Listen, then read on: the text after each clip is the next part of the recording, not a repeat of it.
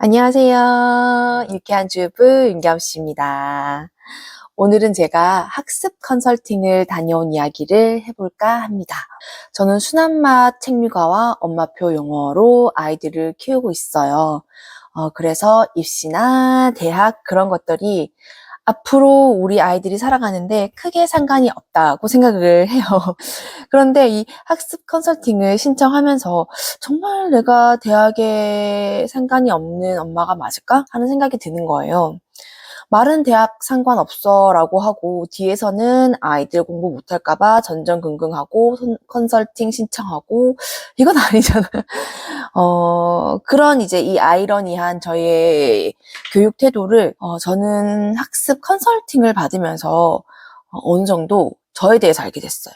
그러면 이 학습 컨설팅 과정부터 엄마의 심리 이야기까지 한번 해볼게요. 제가 2월 초에 정확히는 인천 송도로 학습 컨설팅을 다녀왔어요. 저희 집 큰아이가 이제 6학년이 되거든요. 내년에 중학교를 가요. 그런데 제가 허허벌판 지방 신도시에 살잖아요. 그럼 이제 애들 교육을 위해서 도시로 나가야 하나 고민이 되는 거예요. 그런데 도시? 뭐 나름 학군지? 나간다고 해서 애가 또 공부를 다 잘하는 건 아니잖아요. 그런데 저희 큰아이는 공부를 그렇게 잘하지도 그렇다고 못하지도 않아요. 애매해요. 근데 이사까지 해서 도시로 나갔는데 그때서야 애가 공부에 아예 흥미가 없대. 그럼 망하는 거잖아요. 그래서 저희 큰아들이 공부에 어느 정도 흥미가 있나? 딱 잘라 공부할 놈인가 안 할 놈인가. 이거 어머님도 궁금하지 않으세요? 저만 궁금한 거예요.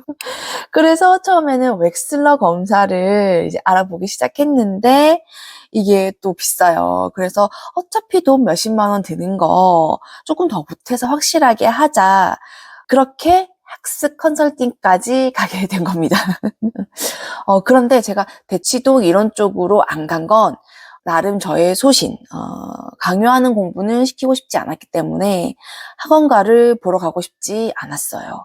그리고 거기 휘황찬란한 학원가를 보면 제가 또 우물안 개구리라는 것을 너무 느껴질 것 같은 거예요. 그래서 어찌어찌 물어물어 인천 송도까지 가게 되었습니다. 우선 검사 과정을 알려드리면 상담 2, 3일 전에 미리 검사지가 핸드폰으로 와서 그거를 이제 작성을 해요. 아이랑 엄마, 아빠 모두 TCI라고 하는 기질 성격 검사를 하고요. 엄마는 추가로 부모 양육 태도 검사를 합니다. 아이는 할 게 더 많겠죠? 1시간 좀 더 넘게 걸렸고요. 정서 행동 검사, 적응 역량 검사, 자아 개념 검사, 진로 종합 검사, 학습 동기 유형 검사, 학습 전략 검사, 부모 자녀 관계 검사를 합니다. 가기 전에 준비물이 있는데 아이가 지금까지 풀어왔던 문제집과 교과서, 생활통지표 등 아이 학습과 관련된 문서를 다 가지고 오라고 하는 거예요. 그리고 다른 학부모님들은 보통 그 양이 많아서 캐리어에 담아 오시니 어머님 참고하세요. 아니 캐리어에 담을 문제집이 없는데 무슨 여기서부터 현타가 옵니다. 네. 센터에 이따 가면 가져간 자료를 다 훑어보시고 제가 상담하는 동안 아이는 이제 다른 선생님과 아동 놀이 관찰에 들어갑니다. 그리고 미리 제출한 그 검사지와 그리고 아이 관찰, 저를 상담한 것을 토대로 검사 해석과 공부 솔루션을 주세요. 그게 이제 총 4시간 정도 걸렸습니다. 그럼 우선 검사 결과를 양육과 공부 2가지 파트로 나눠서 이야기를 해볼게요. 우선 양육. 저는 나름 저희 교육관이 뚜렷하다고 생각했거든요. 책 읽는 어른으로 성장해서 자기가 좋아하는 일을 하는 사람이 되는 것. 공부는 해야 하는 일이 맞지만 최소한의 간섭만 하기. 부모는 환경만 제공해준다. 네. 그런데 현실 검사 결과는요. 제가 겁이 많대요.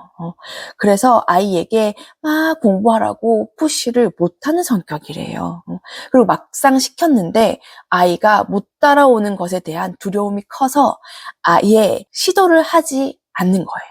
아이가 공부를 못할까봐 미리 선을 긋는 거죠. 공부가 다가 아니야 라고. 그럼 아이는 어떠냐? 저희 큰아이는 지금 더없이 행복하대요. 정말 제가 키운 대로 컸어요. 엄마, 아빠, 가족을 사랑하고 특히 엄마를 너무 사랑한대요. 명랑발랄한 아이입니다. 그럼 공부 이야기로 넘어가 볼게요. 저희 큰아이는 공부 스트레스가 1도 없는 것으로 검사 결과가 나왔습니다. 교수님이 하시는 말씀이 이 나이 또래 아이들 중에 공부 스트레스가 없다고 하는 아이는 잘 없대요. 웬만하면 조금 있다고 하는데 이 친구는 아예 없다고. 그런데 그 이유를 아시겠대요. 문제집 푼 거를 보시더니 양이 이렇게 적고 쉬운 문제집만 푸는데 스트레스 받을 일이 뭐가 있냐고. 아니 근데 그렇게 작진 않거든요. 영어는 엄마표로 해서 그렇다 쳐도 수학도 공부방 주 2회씩 가고요. 논술 과학도 주 1회씩 가요. 물론 피아노, 축구, 수영, 이제 예체능 하느라 바쁘기는 합니다. 이제 교수님 기준에는 예체능이 너무 많고 공부의 양이 너무 적은 거죠. 아마 그렇겠죠? 학군지의 아이들과 시골 아이가 얼마나 차이가 나겠어요. 결론은 더 시키라 였습니다. 시켜보지 않고 미리 겁먹지 마라. 저희 아이는 학습의 기초가 성실히 쌓여 있는 것이 아니기 때문에 아이의 진학 학교나 고등학교 유형을 선택할 수 있을 만큼의 경험치가 없다는 거예요. 즉 특목고, 자사고, 일반고를 고민할 만큼의 공부를 해본 적이 없어서 판단이 어렵다는 거죠. 교수님이 추천하신 그 공부법으로 더 하고 1년 뒤에 한 번 더 오라고 말씀하셨습니다. 그럼 이제 마무리를 지어 보겠습니다. 그래서 이걸 하라는 거야, 말라는 거야? 저는 하라는 것입니다. 저희 아이가 받은 검사는 기질 성격 진로 검사예요. 지능 검사가 아닙니다. 저는 그렇게 생각해요. 이게 아이와 나의 중간 양육 통지표라고요. 아이들 학교에서 한 학기 끝나면 생활 통지표 받아오잖아요. 뭐 과목별 성취도, 친구들과의 관계, 생활 태도 등등을 이제 알 수 있잖아요. 이 검사도 마찬가지인 것 같아요. 공부 취향, 사회성, 부모의 관계, 뭐 이런 것들을 중간 점검하는 용도로 쓰시면 좋을 것 같아요. 학습 컨설팅이라서 마지막은 이 모든 것들을 종합해서 어떻게 공부로 연결하면 좋을지에 대한 방향을 제시를 해주십니다. 참고로 저희 아이는 외적인 동기부여가 강한 친구라 우쭈쭈 우쭈쭈 해가면서 시켜야 하는 스타일이라고 합니다. 내적인 동기부여 없어요. 자기 주도는 개나 줘라. 이 검사에 대해서 더 궁금한 점이 있으면 댓글 달아주세요. 제가 아는 한도에서 다 말씀드리겠습니다. 오늘도 긴 이야기 들어주셔서 감사합니다. 아무것도 하지 않으면 아무 일도 일어나지 않습니다. 우리 주변님들 명절 끝난 주말, 이번 주말만큼은 신나게 즐기세요. 감사합니다.